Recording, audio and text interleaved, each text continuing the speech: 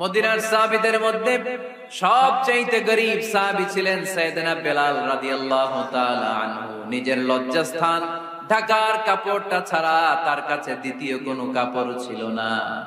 সকালে যদি খাবার পেত, দুপুরে খাবার ছিল না, দুপুরে পেলে রাতের জন্য ছিল না, আজকে খাবার থাকলে কালকে নাই। মদিনার সবচেয়ে গরীব সাহাবী বেলাল রাদিয়াল্লাহু তাআলা আনহু লজ্জাস্থান ঢাকার জন্য শুধু একটা জামা ছিল, গায়ে দেওয়ার মতো কোনো জামা নাই। এই সাহাবীর মতো গরীব কোন সাহাবী মদিনার জমিনে নাই। এই বেলাল রাদিয়াল্লাহু তাআলা আনহুকে বিশ্বনবী ডেকে বললেন, ইয়া বেলাল আনফিক ইয়া বেলাল লা তাখশা মিন জিল আরশি ইকলালা। ও বেলাল, আল্লাহর রাস্তায় দান করো, কারণ আমার আল্লাহর ধনভাণ্ডারের কমতি নাই। সাইয়েদনা বেলাল রাদিয়াল্লাহু তাআলা আনহু সবচেয়ে গরীব। শুনতেছেন? বুঝতেছেন? সবচেয়ে গরীব। ডাউন পার্টটা ঢাকার মতো একটা গার্মেন্ট ছিল, একটা কাপড়, এটা পেঁচায় আসতো, নামাজ পড়তো। প্রত্যেক ফরজ সালাতের পরে আল্লাহ রাসূল সাল্লাল্লাহু আলাইহি ওয়াসাল্লাম আয়াতুল কুরসি পড়তেন।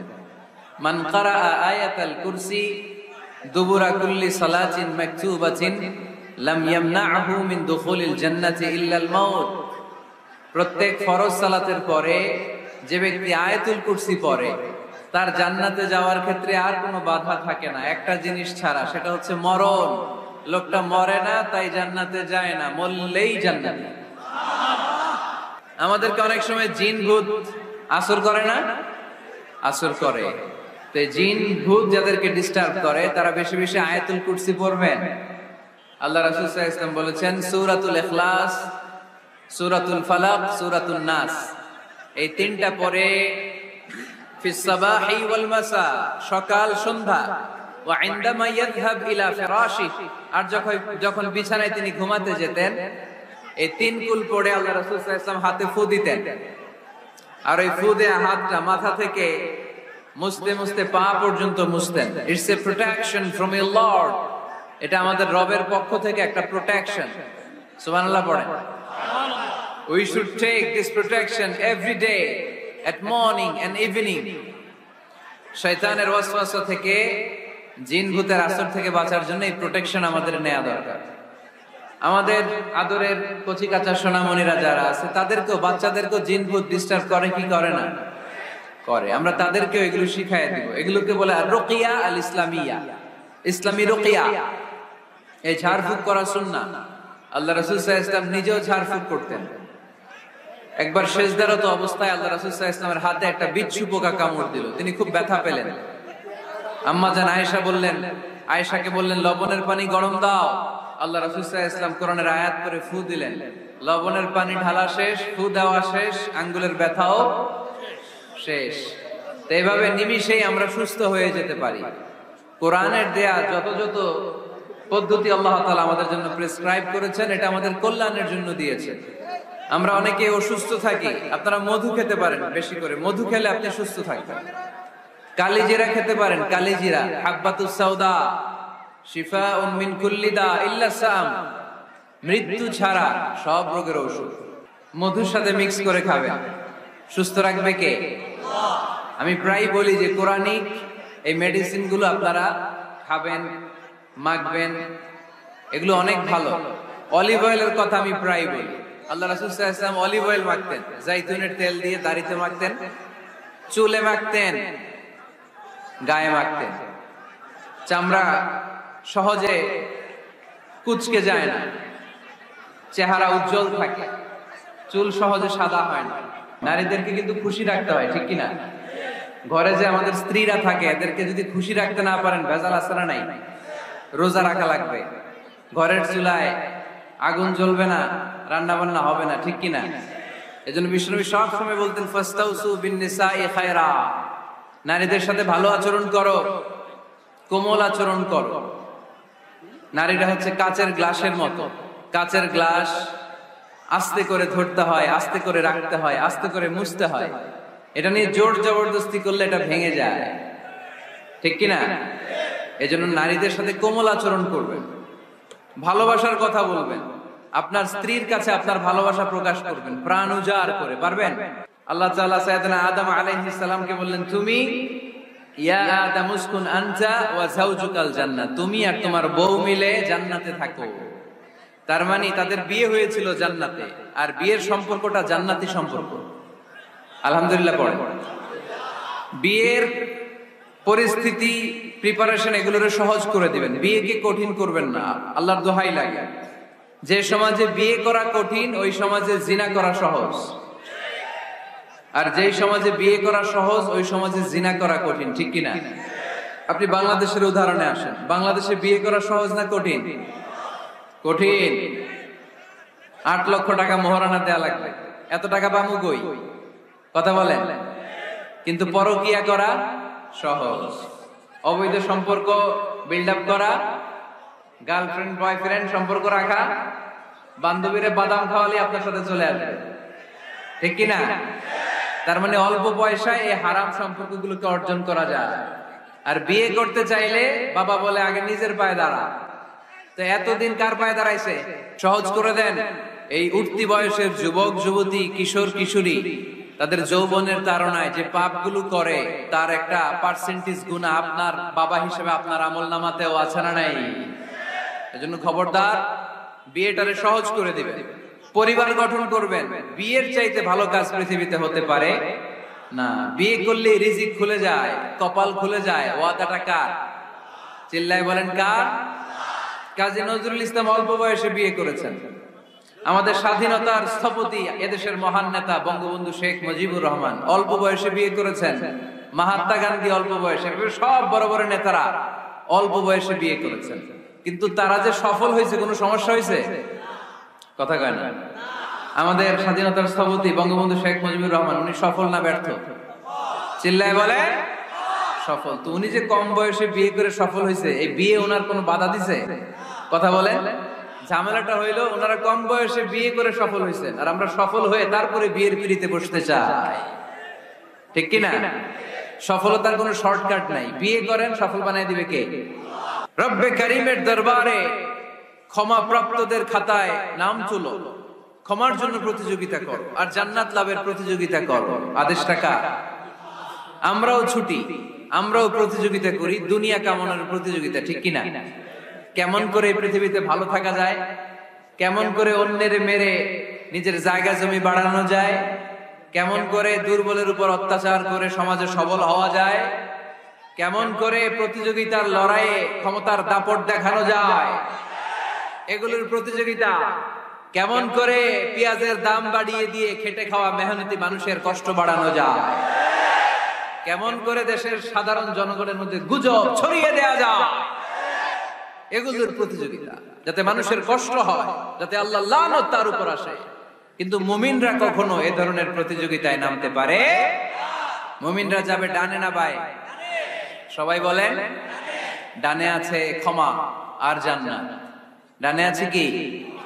আর উত্তর দিতে হবে আমার প্রশ্নের। ডানে আছে কি?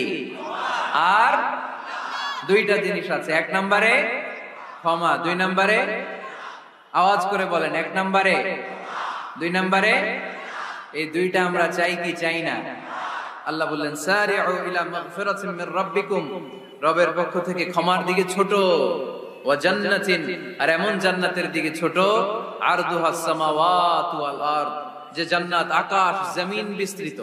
আরদুহাস সামাওয়াতু ওয়াল আরদ, আল্লাহর প্রকাশ ভঙ্গিটা দেখেন, এক্সপ্লেনেশন সিস্টেম। আল্লাহ বললেন আকাশ জমিন বিস্তৃত জান্নাতের জন্য তোমরা প্রতিযোগিতা করো।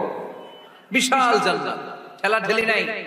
আল্লাহ রাসূল সাল্লাল্লাহু আলাইহি ওয়াসাল্লাম বললেন ইন্না মিসরাঈন মিন মাসারি'আল জান্নাহ মা বাইনা মাক্কা ওয়া হাজার। সৌদি আরবের মক্কা শহর থেকে বাহরাইন দেশের হাজার শহর যত দূর, জান্নাতের এক একটা দরজার অর্ধেক তত দূর। তার মানে এক দরজা দিয়ে কয়েক হাজার কোটি জান্নাতি এক ধাক্কায় ঢুকবে। সুবহানাল্লাহ, আসতে বললেন। দরজা দিয়ে যদি কয়েক হাজার লোক এক ধাক্কায় ঢুকতে পারে, দরজার সাইজ যদি এত বড় হয়, তাহলে জান্নাতের সাইজ কত? ওই জান্নাতের কোনো ধাক্কা ধাক্কি আছে? এজন্য আল্লাহ বললেন ওয়াসারিউ ইলা মাগফিরাতিন মির রাব্বিকুম ওয়া জান্নাতিন আরদুহাস সামাওয়াতু ওয়াল আরদ উইদ্দাত লিল মুত্তাকিন। আল্লাহর ক্ষমার দিকে ছোট, আল্লাহর জান্নাতের দিকে ছোট। যেই জান্নাত ছোট নয়, যেই জান্নাতটা সংকীর্ণ নয়, যেই জান্নাত হলো আকাশ জমিন বিস্তৃত। সুবহানাল্লাহ। উইদ্দাত লিল মুত্তাকিন, এই জান্নাতকে আল্লাহ তাআলা মুত্তাকিদের জন্য তৈরি করেছে। কাদের জন্য? আপনাদের জন্য তৈরি করেছে। আলহামদুলিল্লাহ পড়েন। মুত্তাকি কারা? যারা আল্লাহরে ভয় পায়। মুত্তাকি কারা? যারা আল্লাহকে না দেখে ভয় পায়। তাদেরকে কি বলে? মুত্তাকি। আল্লাহর দেখছেন কখনো? লা তুদরিকুহুল আবসার, পৃথিবীর চামড়ার চক্ষু দিয়ে আমার রব আল্লাহ তাআলাকে দেখা যায় না, কিন্তু ওহুয়া ইউদরিকুল আবসার, তিনি সবাইরে দেখতে পায়। সুবহানাল্লাহ পড়েন। তিনি আমাদের দৃষ্টির অন্তরালে, কিন্তু আমরা তার দৃষ্টির অন্তরালে কশিন কালেও কখনো এক মুহূর্তের জন্য যেতে পারি না। মুত্তাকিনদের জন্য তিনি এই জান্নাতকে তৈরি করেছেন। এখন এই মুত্তাকিন কারা? সেই মুত্তাকিনদের পরিচয় আল্লাহ তাআলা এই সূরার ভেতরে দিয়েছেন। আল্লাহ বললেন আমার মুত্তাকি বান্দার প্রথম গুণ, আল্লাযীনা ইউনফিকুনা ফিস সাররাই ওয়াদ দাররাই ওয়াল কাযিমিনাল গায়যা ওয়াল আফিনা আনিন নাস ওয়াল্লাহু ইউহিব্বুল মুহসিনিন। সুবহানাল্লাহ পড়ে। আল্লাযীনা ইউনফিকুনা ফিস সাররাই ওয়াদ দাররা, আমার মুত্তাকি বান্দারা সচ্ছল অসচ্ছল উভয় অবস্থায় দান করে। যখন তাদের কাছে বেশি টাকা থাকে তখন তারা বেশি দান করে, যখন কম থাকে কম দান করে, কিন্তু দান করে। ঠিক কি না? দান করার ধারাবাহিকতা কখনো থামায় না। এখন আপনি সচ্ছল, অনেক টাকা তো বেশি দেন, এক সময় অর্থের টানা পড়েন যাচ্ছে, সমস্যা যাচ্ছে, তো ওই সময় কম দেন। বছরে আপনি অবস্থা ভালো থাকলে 10,000 টাকা সাদাকা করেন, যখন অবস্থা খারাপ 10 টাকাও কি সাদাকা করা যাবে না? তার মানে ইনফিকুনা ফিস সাররাই ওয়াদ দাররা, সুখে দুঃখে সব সময় যে দেয় তার নাম মুত্তাকি। সুখে দুঃখে সব সময় যে দেয় তার নাম। মদিনার সমাজে, মদিনার সাহাবীদের মধ্যে সবচেয়ে গরীব সাহাবী ছিলেন সাইয়েদনা বেলাল রাদিয়াল্লাহু তাআলা আনহু। নিজের লজ্জাস্থান ঢাকার কাপড়টা ছাড়া তার কাছে দ্বিতীয় কোনো কাপড় ছিল না। সকালে যদি খাবার পেত, দুপুরে খাবার ছিল না, দুপুরে পেলে রাতের জন্য ছিল না, আজকে খাবার থাকলে কালকে নাই। মদিনার সবচেয়ে গরীব সাহাবী বেলাল রাদিয়াল্লাহু তাআলা আনহু, লজ্জাস্থান ঢাকার জন্য শুধু একটা জামা ছিল, গায়ে দেওয়ার মতো কোনো জামা নাই। এই সাহাবীর মতো গরীব কোন সাহাবী মদিনার জমিনে নাই।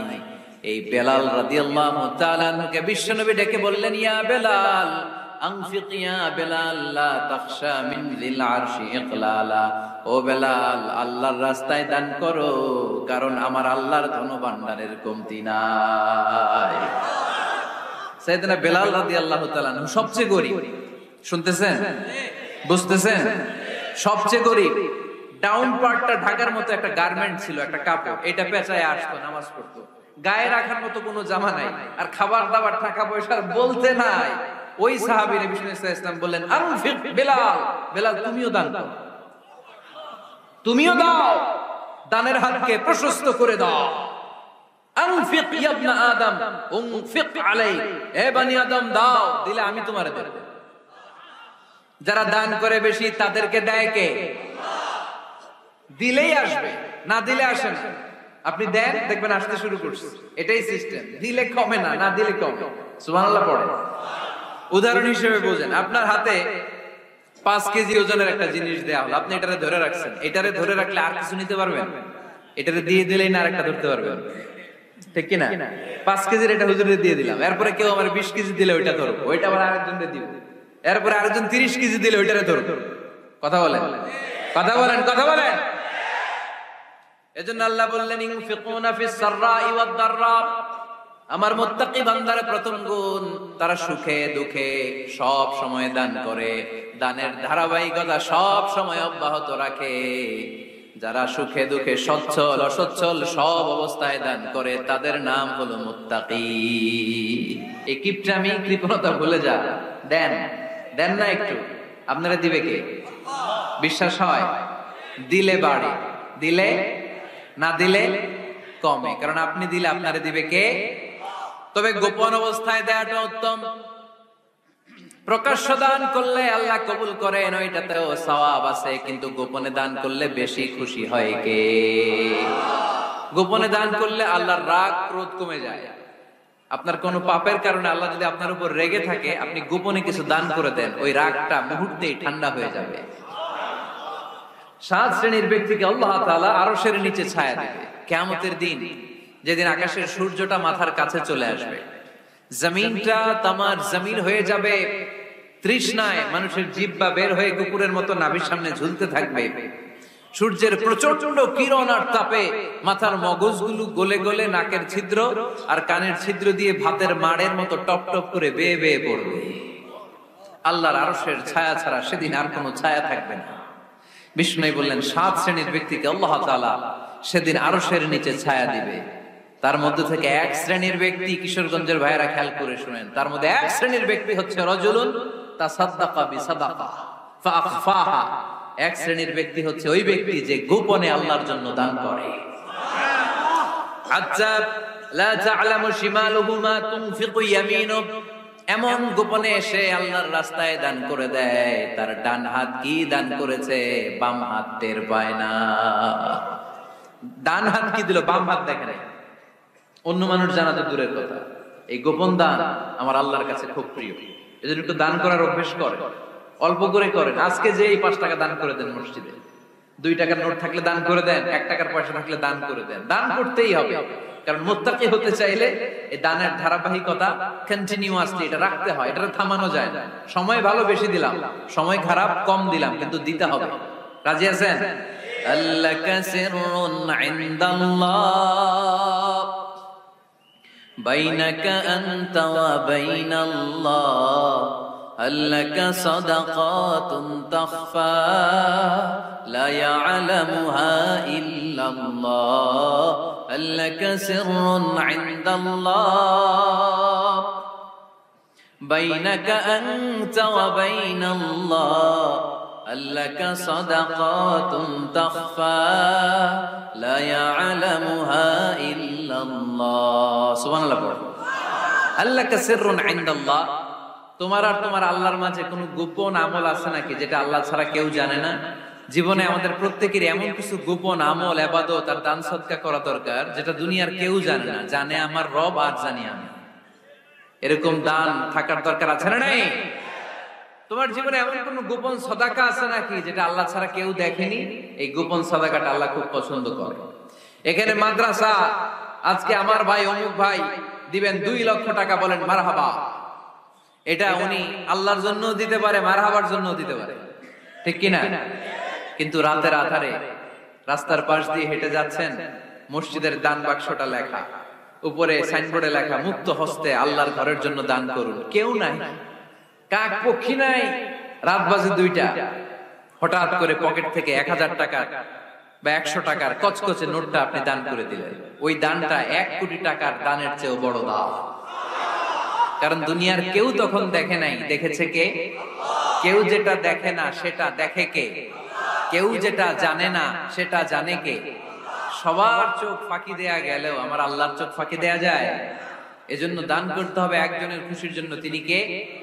এজন্য রাব্বুল আলামিন বলেন, মাসালুল্লাযীনা ইউনফিকুনা আমওয়ালাহুম ফি সাবিলিল্লাহি কামাসালি হাব্বা আমবাতাত সাবআ সানাবিলা ফি কুল্লি সুমবুলাতিন মিআতু হাব্বা ওয়াল্লাহু ইউদাঈফু লিমান ইয়াশা ওয়াল্লাহু ওয়াসিউন আলীম। সুবহানাল্লাহ পড়েন। আল্লাহ বলেন, এই যে তোমরা আমার রাস্তায় দান করো, এটার উপমা একটা চারা বীজের মতো। এই চারা বীজ জমিনে গেড়ে দিলে সেখান থেকে 60টা শীষ গজায়, প্রতিটা শীষ থেকে 100টা করে দানা হয়, প্রতিটা শীষে জন্ম নেয় শত শস্য দানা। সুবহানাল্লাহ। চারা বীজ চিনেন না? মাটিতে ঢুকাই দিলেন, 60টা শীষ গজাল, প্রতিটা শীষে আবার 100টা করে দানা, মোট কটা হইলো? 700টা। এক চারা বীজ থেকে যেমনি 700 দানা গজায়, তেমনি 1 টাকা দান করলে এরকম 700 গুণ সওয়াব আপনার আমলনামায় ঢুকাই দিবে কে? যারা দুনিয়ার বুকে প্রকাশ্যে গোপনে দান করত, সচ্ছল আর অসচ্ছল অবস্থায় দান করত। কিয়ামতের দিন যখন তাদেরকে তাদের আমলনামা দেয়া হবে, আমলনামা দেখে বলবে, আল্লাহ এত সওয়াব দুনিয়ার বুকে আমি করি নাই, অন্য কারো আমলনামা তোমার ফেরেশতারা ভুল করে আমারে দিয়েছে। আল্লাহ এত আমলনামা তো আমি করি নাই, এত নেক কাজ করতে থেকে আসলো, এটা আমার না, তোমার ফেরেশতারা ভুল করে আরেকজনেরটা গছাই দিয়েছে আমার। আল্লাহ বলবে, না, আমার ফেরেশতারা ভুল করে না। সুবহানাল্লাহ পড়ে। ফেরেশতারা কখনো ভুল করতে পারে না, এটা তোমারই আমলনামা, আমার আমলনামা, আমি তো এত সওয়াব করি নাই। আল্লাহ বললেন, তুমি যে ওই আমার খুশির জন্য দান করেছো, ওই ছোট্ট দানটাকে আমি বড় করে তোমার আমলনামায় ঢুকাই দিচ্ছি। আরো আস্তে কোন সুবহানাল্লাহ। হাদিসে এসেছে, কামা ইউরাব্বি আহাদুকুম ফুলুয়া, তোমরা যেমনি ছাগল পালো, বাছুর পালো, আল্লাহ তাআলা তোমাদের দানটাকে এরকম পেলে পুষে বড় করে। এজন্য আল্লাহ বললেন, আল্লাযীনা ইউনফিকুনা ফিস সাররাই ওয়াদ দাররা, মুত্তাকিদের প্রথম গুণ সচ্ছল আর অসচ্ছল উভয় অবস্থায় আল্লাহর জন্য তারা দান করে। সুবহানাল্লাহ পড়ে। মুত্তাকি বান্দার 2 নাম্বার বৈশিষ্ট্য, তারা রাগকে হজম করে, ক্রোধকে নিয়ন্ত্রণ করে। সুবহানাল্লাহ। মুত্তাকিনরা অল্পতে চটে যায় না, হট টেম্পারড না। আমাদের অনেকে আছে হট টেম্পারড, কিছু বুঝলেও চাতে, না বুঝলেও চাতে। আমাদের দেহে এক ধরনের হরমোন আছে, এটার নাম হচ্ছে অ্যাড্রেনালিন বলে এটাকে, অ্যাড্রেনালিন হরমোন। তো এই হরমোনটা যখন নিঃসরিত হয় তখন আমরা রেগে উঠি, এর আগে আমরা রাগি না। This adrenaline hormone triggers up your bodies fight response. এটা নিঃসরিত হলেই বডি তখন ফাইট করতে মন চায়। রাগ এটা ভয়ঙ্কর। অনেকে রাগ করতে করতে যে স্ট্রোক করে ফেলে, আছে না? হার্ট অ্যাটাক করে ফেলে, অনেক রাগের মাথায় মারাও যায়, আছে না নাই? এটা ভয়ঙ্কর। এর আছে অনেক শারীরিক, মানসিক অনেক প্রভাব, অনেক ক্ষতিকর প্রভাব আছে এই রাগ। রাগটা অনেকটা ঝড়ের মতো। কিসের মতো? ঝড় যেমনি একদিক থেকে এসে সব ভেঙে চুরে তছনছ করে লন্ড ভন্ড করে দিয়ে আরেক দিকে সাঁ করে চলে যায়, রাগও তেমন একদিক দিয়ে আসে, সব শেষ করে দিয়ে আরেক দিকে চলে যায়, ঠিক কিনা? এর রাগের মাথায় পৃথিবীতে কত খুন খারাপি ঘটেছে, ঠিক কিনা? বাবা ছেলের মধ্যে রাগ আছে না নাই? বন্ধু বন্ধুর মধ্যে, বন্ধু কয় এটা আমারে দে, ওই বন্ধু বলে না দিব না, রেগে গেছে, কিলাকিলি ঘুষাঘুষি আছে না নাই? বাবা ছেলের মধ্যে জমি জমা নিয়ে হয় না অনেক সময়? বাবা কয় এই জমি তুই পাবি না, পোলায় কয় আমার এই দিবা তুমি। বাপে কয় না দিমু না, পোলায় কয় দিবা। বাপে কয় তোরে তেজ্য পুত্র করে দিলাম, পোলায় কয় তোমার মাথায় আমি কোপ মাইরা দিলাম। শয়তান চায় কি করে ফ্যামিলিকে ব্রেক ডাউন করা যায়। শয়তান একটা আরশের উপর বসে, অন্য শয়তানরা এসে বলে আমি ওজনে কম দেওয়াইছি, কারে কিছুই করছ না। আরেকজন এসে বলে আমি সুদ খাওয়ানোর ব্যবস্থা করে দিয়ে আসছি, কারে এটা কিছুই না। আরেকজন এসে বলে মাদ্রাসায় যাচ্ছিল আমি সরাই দিছি, কারে এটা কিছুই না। আরেক শয়তান এসে বলে আমি স্বামী স্ত্রীর মধ্যে বিচ্ছেদ ঘটাই দিছি। ইবলিশ শয়তান তখন এটারে নিয়ে নাচতে শুরু করে দেয়।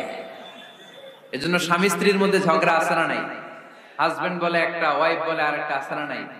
হাজবেন্ড বলে তুমি যাইবা না, এই বিয়ার দাওয়াতে যাইবা না, ও আমারে অপমান করছিল।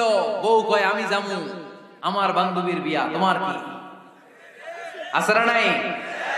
হাজবেন্ড কয় না যাবি না, বউ কয় যামু, গেলে তোর খবর আছে। বউ কয় কি করবা? কয় তালাক দিয়ে দিলাম। আছে না নাই? ছোট্ট ঝগড়া থেকে মাথা গরম করে রাগের মাথায় তালাক দিয়ে ফেলে। এজন্যই রাগ ভয়ঙ্কর। এর রাগের কারণে বন্ধু বন্ধুর সম্পর্ক নষ্ট হয়, হাজবেন্ড ওয়াইফের মধ্যে ডিভোর্স হয়ে যায়, বাবা ছেলের মধ্যে সম্পর্ক ছিন্ন হয়ে যায়। এটা ঝড়ের মতো। এজন্য মুমিনরা চাইলেই চট করে রেগে যেতে পারে। এজন্য রাগ নিয়ন্ত্রণের দরকার আছে না নাই? الذين ينفقون في السراء والضراء والكاظمين الغيظ والعافين عن الناس। মুমিন বান্দার মুত্তাকিদের প্রথম গুণ দান করে, মুত্তাকিদের দ্বিতীয় গুণ তারা রাগকে হজম করে। সুবহানাল্লাহ পড়ে। রাগকে কি করতে হবে?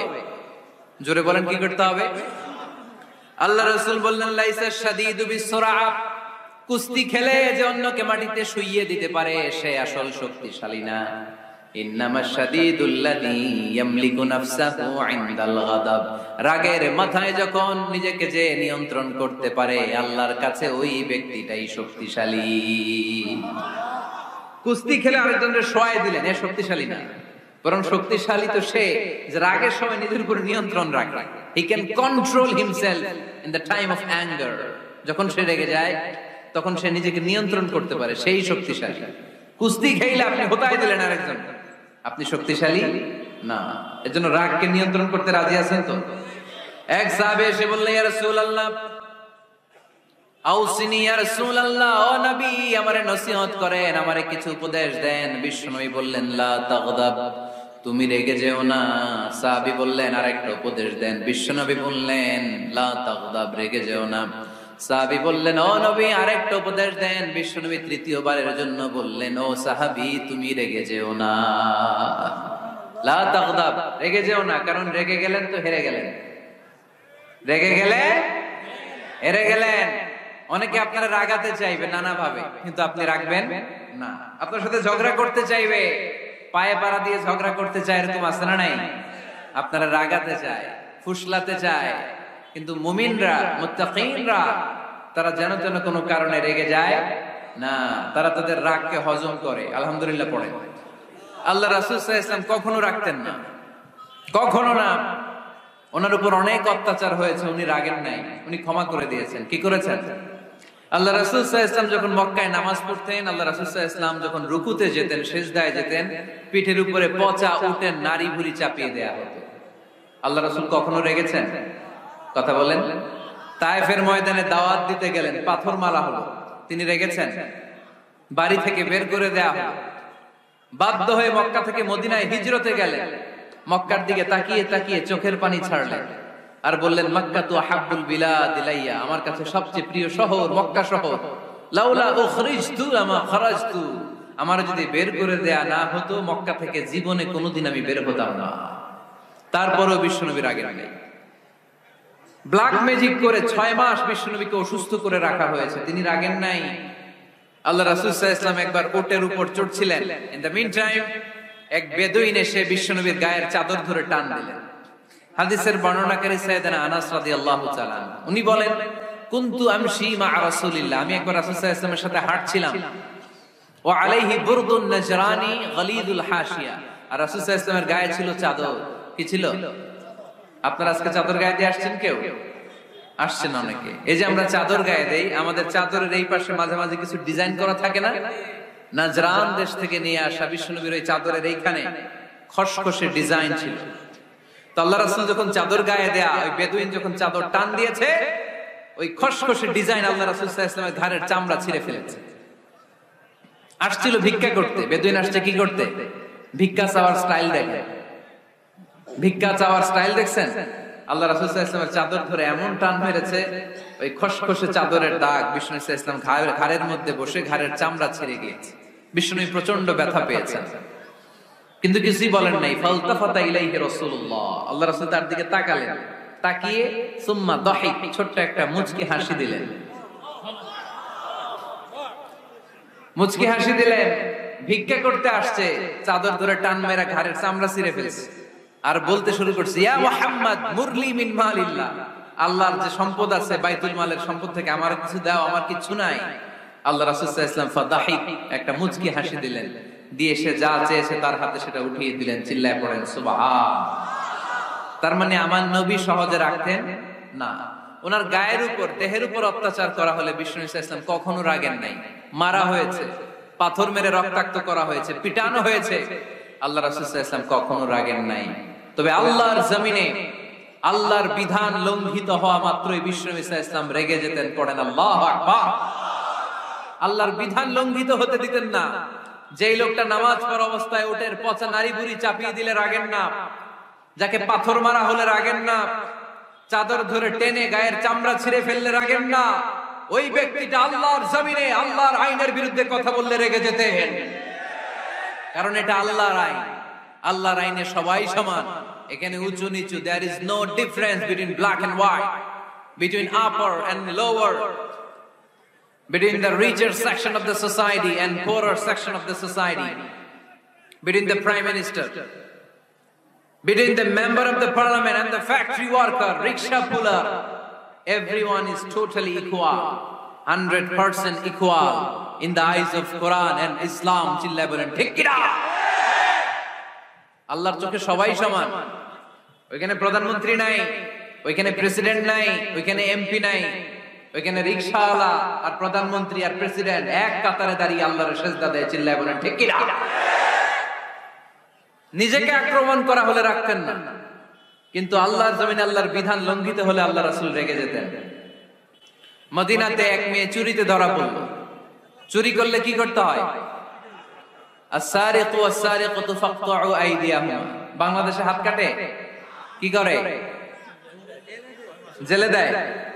আর কি করে? হ্যাঁ, জরিমানা, জামাই আদর করে না, বিধান হচ্ছে হাত কেটে দাও। If anyone steal something precious, the government, the authority should cut down his right hand. আইন টাকা। বাংলাদেশে এরকম চোর আছে না নাই? দেশের টাকা পাচার করে, আছে না নাই? হাজার হাজার টাকা কুচি কুচি করে বগুড়ার এক পানির মধ্যে, খালের মধ্যে দেখলাম। আহা, জনগণ খেতে পায় না আর মানুষ টাকা কুচি করে জঙ্গলে ফেলে দিয়ে আসে। এগুলো কত বড় টাকা! একটা চোর, ওকে ধরে যদি হাত কেটে টেলিভিশনে প্রচার করে দেয়া হতো, 17 কোটি মানুষ যদি দেখতো, এই দেশে আর চোর খুঁজে পাওয়া যেত না। বনু মখজুমিয়া গোত্রের এক নারী চুরিতে ধরা পড়ল। সাহাবীরা যে বলে, ইয়া রাসূলুল্লাহ, অনেক বংশীয় মেয়ে, আপনি হাত কেটে দিয়েন না, মাফ করে দেন। কি করেন? আল্লাহ রাসূল সাল্লাল্লাহু আলাইহি ওয়াসাল্লামের চেহারাটা আগুনের গোলার মতো লাল হয়ে গেল, রেগে গেলেন। আল্লাহ রাসূল বললেন, এত বড় সাহস পেলে কোত্থেকে? এটা আল্লাহর আইন। চিল্লায় বলো, কার আইন? লাউ কানাত ফাতিমা বিনতি মুহাম্মদ সারাকাত লাকাতা মুহাম্মাদুন ইয়াদাহা। আরে বনু মখজুমিয়া গোত্রের মেয়ে তো দূরের কথা, আমার কলিজার টুকরা ফাতেমাও যদি চুরিতে ধরা পড়তো, আমি ফাতেমার ডান হাত কেটে দিতে 1 সেকেন্ডও দেরি করতাম না। কারণ বিধানটা কার? এত মাইট দেয়া হলো বিশ্বনবীকে, এত অত্যাচার করা হলো, তিনি রেগে যেতেন না। কিন্তু আল্লাহর জমিনে আল্লাহর বিধান লঙ্ঘিত হলে তিনি রেগে যেতেন, ঠিক কিনা? এজন্য আমাদের রাগটাও হতে হবে এমন, অপ্রয়োজনে আমরা রাখবো না, কিন্তু আল্লাহর জমিনে আল্লাহর বিধান যদি লঙ্ঘিত হয়, দুর্বলের উপর যদি সবলের অত্যাচার হয়, সমাজে যদি বিশৃঙ্খলা তৈরি হয়, তখন মুমিন রাগান্বিত হবে, বজ্র কণ্ঠে গর্জে উঠবে, চিল্লায় বলেন ঠিক কিনা? এছাড়া মুমিন রাগকে নিয়ন্ত্রণ করে। এটা মুত্তাকিদের বৈশিষ্ট্য। আল্লাযীনা ইউনফিকুনা ফিস সাররাই ওয়াদ দাররা। মুত্তাকিনদের প্রথম গুণ, তারা দান করে। 2 নাম্বার গুণ, রাগকে হজম করে। রাগকে হজম করতে রাজি আছেন সবাই? আজকে থেকে রাগটার একটু কমানো যাবে, থামানো যাবে তো? আল্লাহ তুমি কবুল করো, পড়ি আমিন। আল্লাহ রাসূল সাল্লাল্লাহু আলাইহি ওয়াসাল্লাম রাগ কমানোর কিছু পদ্ধতি আমাদেরকে শিখিয়েছেন। 2 সাহাবী ঝগড়া লাগলো, কথার পিঠে কথা, কথার নাম লতা। ঝগড়া করতে করতে এক সাহাবী রেগে মেগে আগুন। আল্লাহ রাসূল দেখতে লাগলেন আর বললেন, ইন্নী লা আ'লামু কালিমা লাউ ক্বালাহা লা যাহাবা যা আনহু। নিশ্চয়ই আমি এমন এক বাক্য জানি, এই বাক্যটা যদি এই সাহাবী পড়ে, তাহলে তার রাগ মুহূর্তের মধ্যে ঠান্ডা হয়ে যাবে। ওই সাহাবী বলল, ইয়া রাসূলুল্লাহ, বাক্যটা কি আমারে শিখিয়ে দেন, আমি চাই আমার রাগটা যেন থেমে যায়। আল্লাহর রাসূল বললেন, তুমি পড়ো, আউযু বিল্লাহি মিনাশ শাইতানির রাজীম। সবাই পড়েন, আউযু বিল্লাহি মিনাশ শাইতানির রাজীম। তাহলে রাগ কমানোর দোয়ার নাম কি?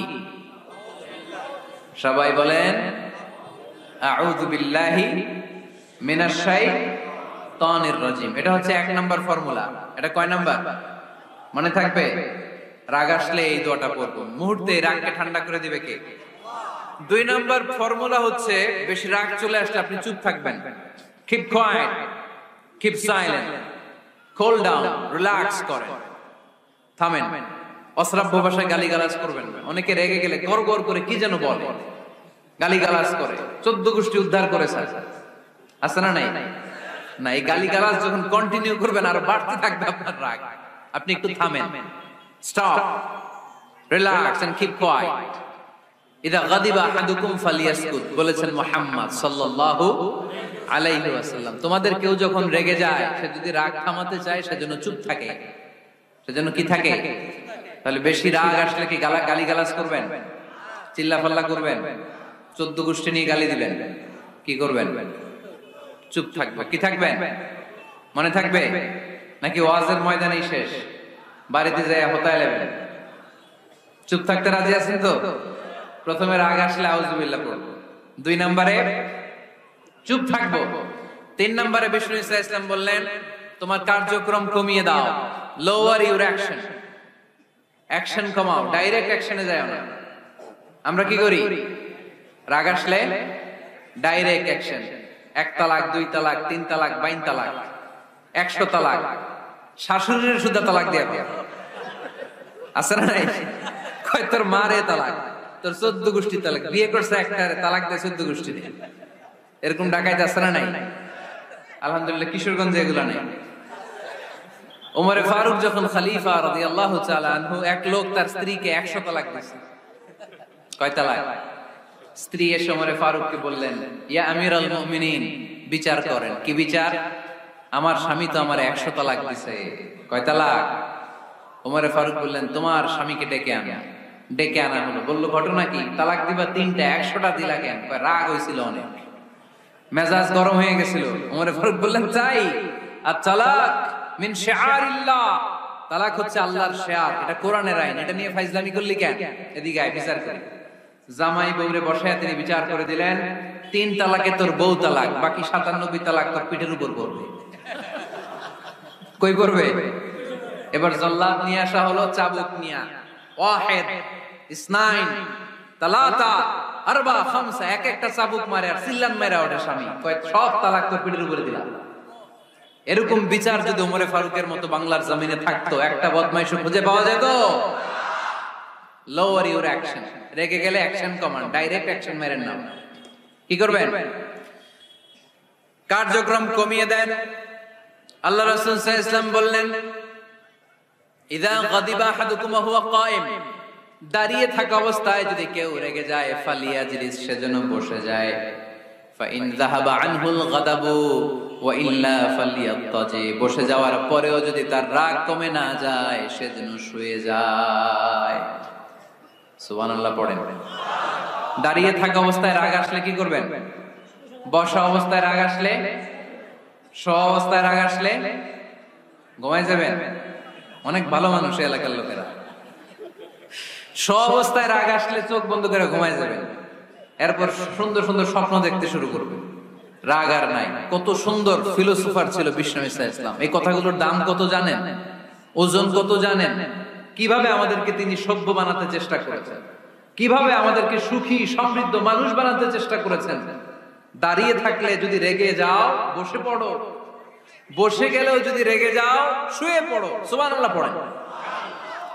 তার মানে রাগ কমানোর 1 নাম্বার ফর্মুলা আউযুবিল্লাহ পড়বেন, 2 নাম্বার ফর্মুলা চুপ থাকবেন, 3 নাম্বার ফর্মুলা অ্যাকশন কমিয়ে দিবেন, দাঁড়ালে বসবেন, বসে থাকলে শুয়ে যাবেন। 4 নাম্বারে বিশ্বনবী বললেন, তারপরেও যদি তোমার রাগ কমে না যায়, ঠান্ডা পানি দিয়ে ওযু করো, রাগ কমায় দিবে কে? ওযু করেন ঠান্ডা পানি দিয়ে, রাগ কমায় দিবে কে? আল্লাহ রাসূল সাল্লাল্লাহু আলাইহি ওয়াসাল্লাম বলেন, শাইতান ইন্নাল গাদাবা মিনাশ শাইতান, নিশ্চয়ই রাগ আসে শয়তান থেকে। রাগ এনে দেয় কে? একটু আওয়াজ করে বলেন না, এনে দেয় কে? রাগ এনে দেয় শয়তান। ওয়া শাইতানু খুলিকা মিনান নার, শয়তান তৈরি আগুন দিয়ে। শয়তান তৈরি কি দিয়ে? ওয়ান নারু তুতফাউ বিল মা, আর আগুন নিভায় পানি দিয়ে। আগুন নিভায় কি দিয়ে? এজন্য তোমাদের কেউ যখন রেগে যায়, ইদা গাদিবা আহাদুকুম ফালিয়াতাওয়াত্তা, সেজন্য ঠান্ডা পানি দিয়ে ওযু করে তার রাগটারে ঠান্ডা করে দিবে কে? সুবহানাল্লাহ পড়েন। মনে থাকবে সবার? 1 নাম্বার, রাগ আসলে 1 নাম্বারে কি করবেন? আউযুবিল্লাহ পড়বেন। 2 নাম্বার চুপ থাকবেন। 3 নাম্বার বসে যাবেন, শুয়ে যাবেন। 4 নাম্বার ওযু করবেন। রাজি আছেন? মাথায় ঠান্ডা পানি দিবেন, চেহারায় ঠান্ডা পানির ঝাপটা দিবেন, দেখবেন আপনার রাগকে ঠান্ডা করে দিছে কে? এজন্য আল্লাহ বললেন, আমার মুত্তাকিদের বৈশিষ্ট্য হলো আল্লাযীনা ইউনফিকুনা ফিস সাররাই ওয়াদ দাররাই ওয়াল কাযিমিনাল গায়যা ওয়াল আফিনা আনিন নাস। মুত্তাকিন বান্দারা সুখে দুঃখে দান করে, রাগ ক্রোধ আসলে এটাকে তারা হজম করে। মুত্তাকিনদের 3 নাম্বার বৈশিষ্ট্য হলো, তাদের সাথে কেউ অন্যায় করলে তারা ক্ষমা করে। সুবহানাল্লাহ পড়েন। কি করবেন? ক্ষমা করে দিবেন। মুত্তাকিদের 3 নাম্বার বৈশিষ্ট্য কি? নাকি অন্তরের মধ্যে দুঃখ কষ্ট রেখে দিবেন? অনেকে আছে অতীতের কষ্ট ভুলতে চায় না, ভুলতে পারে না। কেউ আপনারে ধমকি দিছিল, কেউ আপনার সাথে খারাপ আচরণ করছিল, কেউ আপনারে গালি দিছিল, অনেকে এটারে পেলে পুষে অন্তরে বড় করে রাখে, আছে না নাই? ভুলতে চায় না। মনের ভেতরে রাগ পেলে পুষে রাখা ঠিক না। মনে মনে কয়, তুই আমারে মারছিলি, আমি তোরে মারব। তুই আমারে অপমান করছিলি ওই দিন, যদি একদিন সুযোগ পাই তোরে হতা এলাম। আছে না এরকম? সেই 20 বছর আগে আপনারা সব অপমান করছে, ওইটারে পেলে পুষে আপনি অন্তরে নিয়ে বয়ে বেড়াচ্ছেন। আর এই হিংসা ক্ষোভ যদি রাগ ভিতরে রাখেন, এটা আপনারা জ্বালায় দেয় ভিতরে, জানেন? আর যদি আপনি ক্ষমা করে দেন, একেবারে ঠান্ডা। জানেন এই ফর্মুলা আপনারা? এজন্য রাগ, ক্ষোভ, হিংসা কখনো অন্তরে পুষে রাখতে নাই। মা যাদাল্লাহু আবদান বিআফওয়িন ইল্লা ইহসান। কোন বান্দা যদি তার অন্য কোন ভাইকে ক্ষমা করে দেয়, আল্লাহ তাআলা ওই ক্ষমাকারীর সম্মান আর মর্যাদাকে বাড়িয়ে দেয়। আল্লাহ তাআলা নিজে ক্ষমাশীল, তিনি ক্ষমা করাকে পছন্দ করেন। তাই আমাদের বেশি বেশি ক্ষমা করা দরকার। এজন্য এখন কেউ যদি আপনার সাথে খারাপ আচরণ করে, আপনার উপর জুলুম করে, অন্যায় করে, কি করবেন? মাফ করে দিবেন। মাফ করতে রাজি আছেন তো? আচ্ছা, সবাই বুঝে শুনে উত্তর দেন। আল্লাহ পাক আমাদের সব গুনাহগুলো ক্ষমা করে দেখ, আমরা চাই কি চাই না? আল্লাহ আমাদেরকে মাফ করুক, আমরা চাই কি চাই না? দেখেন, আমরা কিন্তু ঠিকই আল্লাহর কাছে ক্ষমা চাই, কিন্তু আমরা নিজেরা নিজেদেরকে ক্ষমা করতে পারি না।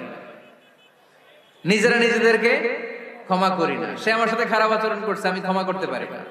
ও আমারে গালি দিছিল, আমি ক্ষমা করি না, কিন্তু আমি কিন্তু ঠিকই আল্লাহর কাছে ক্ষমা চাই। মনে রাখবেন কিশোরগঞ্জের ভাইয়েরা, আল্লাহর কাছ থেকে ক্ষমা পেতে হলে আগে ক্ষমা করতে হবে। ঠিক কিনা বলেন? আল্লাহর কাছ থেকে ক্ষমা পেতে হলে আগে কি করতে হবে? ক্ষমা করে দিতে হবে। ইন্নাল্লাহা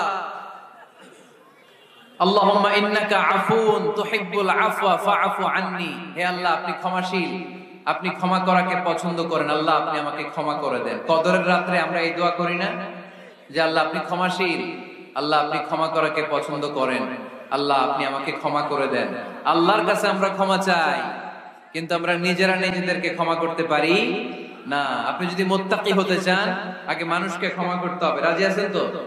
আল্লাহ রাসূল সাল্লাল্লাহু আলাইহি ওয়াসাল্লাম যে কোনো পরিস্থিতিতে, যে কোনো অত্যাচারের বিপরীতে তিনি ক্ষমা করে দিতেন। সুবহানাল্লাহ পড়েন। আপনারা ওঠা বসা করতেছেন কেন? দোয়া করে দেই না? এখনই দোয়া হয়ে যাবে, বসেন। এখনই দোয়া করে দিচ্ছি। কষ্ট হচ্ছে আপনাদের, আমি জানি, অনেক গাদাগাদি, না বললে তো হবে না। এখানে অনেক কষ্ট হচ্ছে আপনাদের। মুত্তাকিদের 5টা বৈশিষ্ট্যের কথা বলেছিলাম, কয়টা? 1 নম্বরে দান করে, 2 নম্বরে রাগকে কমায়, 3 নম্বরে কি করে দেয়? ক্ষমা করে দেয়, মাফ করে দেয়। এজন্য মাফ করার বৈশিষ্ট্য অর্জন করতে হবে প্রিয় ভাইরা। আমরা অনেকেই অন্যের ব্যাপারে অনেক তিক্ত অভিজ্ঞতা, আমারে গালি দিছিল, আমারে ঠকাইছিল, এগুলো ভুলতে পারি না। আছে না নাই? এগুলো ভুলে যান। ভুললে দেখবেন সব ঠান্ডা, হৃদয়টা ঠান্ডা। এবং এটা গবেষণায় প্রমাণিত হয়েছে, যারা অন্যকে ক্ষমা করে দেয় এদের রাতের ঘুম ভালো হয়। যারা অন্যকে ক্ষমা করে দেয় এরা স্বস্তিতে থাকে, এদের কোনো মেন্টাল স্ট্রেস থাকে না, এদের হার্ট অ্যাটাক হয় না, এরা স্ট্রোক করে না। আলহামদুলিল্লাহ পড়ে। আল্লাহ রাসূল সাল্লাল্লাহু আলাইহি সাল্লাম একটা ভরা মজলিসে বললেন, এখন এক সাহাবী এসে এখানে বসবে, এই সাহাবীটা জান্নাতি। সব সাহাবারা অবাক, না জানি তিনি কার কথা বললেন। সবাই দেখতে পেলেন, ইন দ্য মিন টাইম এক আনসারী সাহাবী এসে এই জায়গাটাতে বসল। তার কয়েকদিন পরে আরেকটা ভরা মজলিসে আল্লাহ রাসূল বললেন, এখন এই মাত্র এক সাহাবী এসে এখানে বসবে, এই সাহাবীটা জান্নাতি। ঠিক ওই দিনও ওই আনসারী সাহাবীটা এসে ওইখানে বসেছে। আবার কয়েকদিন পরে আল্লাহ রাসূল সাল্লাল্লাহু আলাইহি ওয়াসাল্লাম বললেন, এই মুহূর্তে এই মজলিসে এমন এক সাহাবী ঢুকবে, এই সাহাবীটা জান্নাতি। সবাই খেয়াল করে দেখলো, ওই যে আনসারী সাহাবীর কথা রাসূল সাল্লাল্লাহু আলাইহি ওয়াসাল্লাম আগে বলেছিলেন, ওই সাহাবী এসে ইন দ্য মিন টাইম ওই জায়গায় বসেছে। চিল্লায় পড়েন সুবহানাল্লাহ। সব সাহাবীরা অবাক হয়ে গেলেন, ঘটনা কি? কি এমন গোপন আমল করে এই সাহাবী, যে গোপন আমলের কারণে তিনটা ভরা মজলিসে বিশ্বনবী এই সাহাবীকে বললেন জান্নাতি। সাইয়েদনা আব্দুল্লাহ ইবনে আমর ইবনুল আস গোপন তথ্য বের করার জন্য এই সাহাবীর বাড়িতে চলে যেয়ে সাহাবীকে সালাম দিয়ে বললেন, ও আনসারী সাহাবী, আমার বাবার সাথে আমার ঝগড়া হয়েছে, আমি 3 দিনের জন্য তোমার বাড়িতে মেহমান হতে চাই। কয়দিনের জন্য? 3 দিন। ওই আনসারী সাহাবী বলল, আহলান ওয়া সাহলান, খুশ আমদেদ, আপনি আমার মেহমান হবেন, এটা তো আমার সৌভাগ্য। আসেন, থাকেন, এই ঘরে আমি থাকি, এই ঘরটা ফাঁকা, আপনি এখানে থাকেন। এবার আব্দুল্লাহ ইবনে আমর ইবনে আস খেয়াল করলেন কোন গোপন আমল করে কিনা, কোন নেক আমল আছে কিনা এই সাহাবীর, যে কারণে তিনবার বিশ্বনবী এই সাহাবীকে জান্নাতি বলেছে। 3 দিন টানা 3 দিন লক্ষ্য করার পরে সাইয়েদনা আব্দুল্লাহ ইবনে আমর ইবনে আস এই সাহাবীর মধ্যে তেমন বিশেষ কোন নেক আমল, গোপন আমল আর দেখতে পায় নাই। 3 দিন যখন শেষ, যাওয়ার পথে বলে, ভাই আসলে আমার আব্বার সাথে আমার তেমন কোনো ঝগড়া টগড়া হয় নাই। ঝগড়া টগড়া কিছু না, আমি বিশেষ একটা কারণে এসেছি। 3বার বিশ্বনবী তোমাকে জান্নাতি বলে ঘোষণা করেছে, আমি দেখার জন্য এসেছি যে তুমি কি আমল করো। কিন্তু আমি তো বিশেষ কোনো আমল দেখলাম না। নামাজের সময় নামাজ পড়ো, তাহাজ্জুদের সময় তাহাজ্জুদ পড়ো, কোরআন তেলাওয়াতের সময় কোরআন তেলাওয়াত করো, আমি যা ইবাদত করি তাই তো করো, বরং আমার চেয়ে আরো কম করো। কি এমন তোমার আমল যে আমলের কারণে বিশ্বনবী তোমারে জান্নাতি বলেছে? সাহাবীটাকে বলে, আব্দুল্লাহ, আমার জীবনে বিশেষ কোনো আমল নাই, এমন কোন আমল আমি আমার জীবনে করি নাই যে আমলের কারণে বিশ্বনবী আমারে জান্নাতি বলে ঘোষণা দিতে পারে। তবে হ্যাঁ, এমন একটি আমল আছে, প্রতি রাতে ওই আমলটা করে আমি বিছানায় ঘুমাতে যাই। প্রতি রাতে এশার নামাজের পরে আমি যখন আমার বিছানায় ঘুমাতে যাই, আমি আমার অন্তরে কারো ব্যাপারে কোনো ঘৃণা, কোনো ক্ষোভ আমার অন্তরে পুষে রাখি না। সুবহানাল্লাহ পড়ে। কোনো ক্ষোভ, কোনো ঘৃণা, কোনো হিংসা, কারো ব্যাপারে অহংকার, জেলাসি, এগুলো অন্তরে নিয়ে আমি ঘুমাই না। আমি যখন ঘুমাতে যাই, আমি সবাইরে ক্ষমা করে দিয়ে, মাফ করে দিয়ে ঘুমাতে চলে যাই। হয়তো এই আমলটা আল্লাহ তাআলার কাছে অত্যন্ত প্রিয় হতে পারে, এই কারণেই হয়তো বিশ্বনবী আমাকে জান্নাতি বলে ঘোষণা করেছে। চিল্লায় পড়তে হবে আল্লাহু আকবার। এজন্য রাতের বেলায় যখন বিছানায় যান, সব ভুলে যান। কে গালি দিছিল ভুলে যান, কে ঠকাইছিল ভুলে যান, কে অপমান করেছিল ভুলে যান, কার সাথে মারামারি হয়েছিল ভুলে যান। বিছানায় যাওয়ার আগে সবাইরে মাফ করে দিয়ে একটা প্রশান্ত আত্মা নিয়ে ঘুমাতে যান। ওই সাহাবীর মতো আপনারও জান্নাতি বানাবে কে? এজন্য আল্লাহ বললেন, আল্লাযীনা ইউনফিকুনা ফিস সাররাই ওয়াদ দাররাই ওয়াল কাযিমিনাল গায়যা ওয়াল আফিনা আনিন নাস ওয়াল্লাহু ইউহিব্বুল মুহসিনিন। আমার মুত্তাকি বান্দারা সব সময় দান করে, আমার মুত্তাকি বান্দারা রাগকে নিয়ন্ত্রণ করে, আমার মুত্তাকি বান্দারা অন্যের ব্যাপারে অন্তরে হিংসা বিদ্বেষ পুষে রাখে না, আমার মুত্তাকি বান্দারা সবাইকে ক্ষমা করে দেয়। সুবহানাল্লাহ পড়ে। কয়টা গেল? আর বাকি কয়টা? চিল্লায় বলতে হবে কয়টা? 2 মিনিট সময় হবে আপনাদের শোনার, সবার সময় হবে।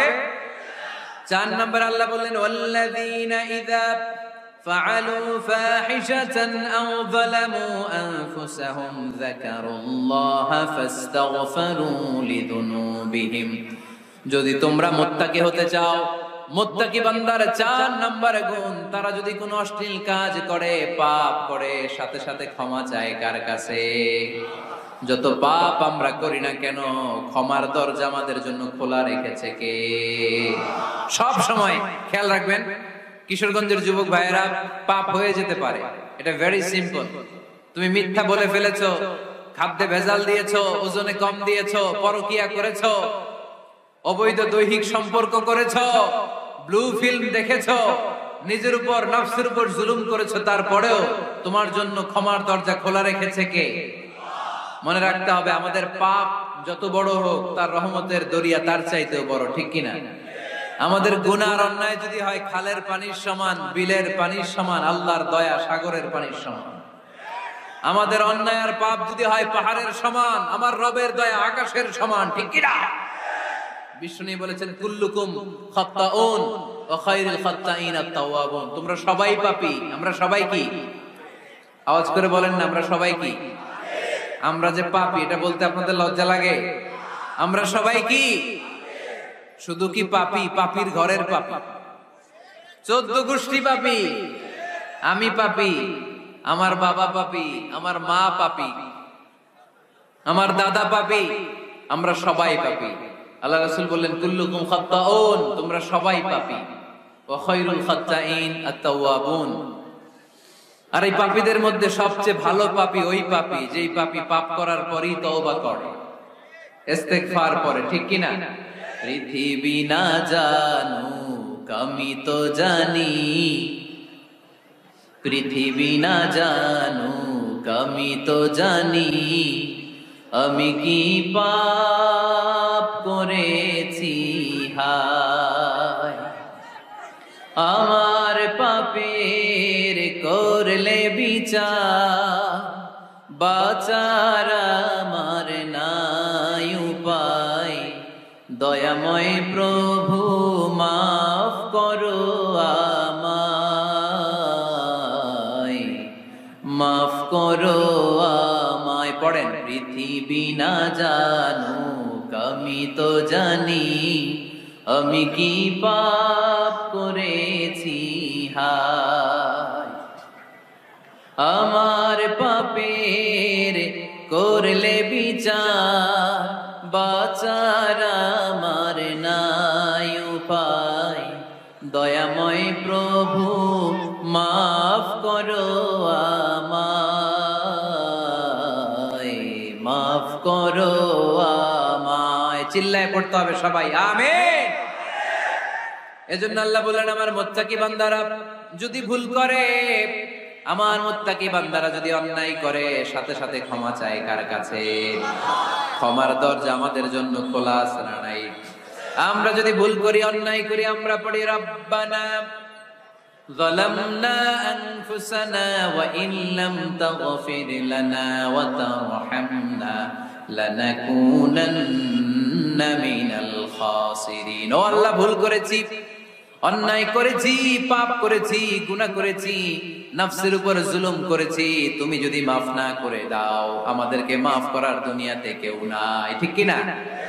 এজন্য আল্লাহ বলেন, মুত্তাকিদের 4 নাম্বার গুণ, ভুল হতেই পারে কিন্তু নিরাশ হয়ো না, হাল ছেড়ে দিও না, তোমাদের জন্য আমি আল্লাহর ক্ষমার দরজা খোলা আছে না নাই? 24 ঘন্টা খোলা। সকালে ভুল করছেন, মাফ চাইবেন কার কাছে? দুপুরে ভুল হয়েছে, মাফ চাইবেন কার কাছে? রাতে ভুল হয়েছে, মাফ চাইবেন কার কাছে? কারণ মুমিন বান্দারা জানে, ওমাই ইয়াগফিরুয যুনুবা ইল্লাল্লাহ। মুত্তাকিনরা জানে, আল্লাহ ছাড়া গুনাহ ক্ষমা করার কেউ নাই। তাই গুনাহ হলে, পাপ হলে আমরা ক্ষমা চাই কার কাছে?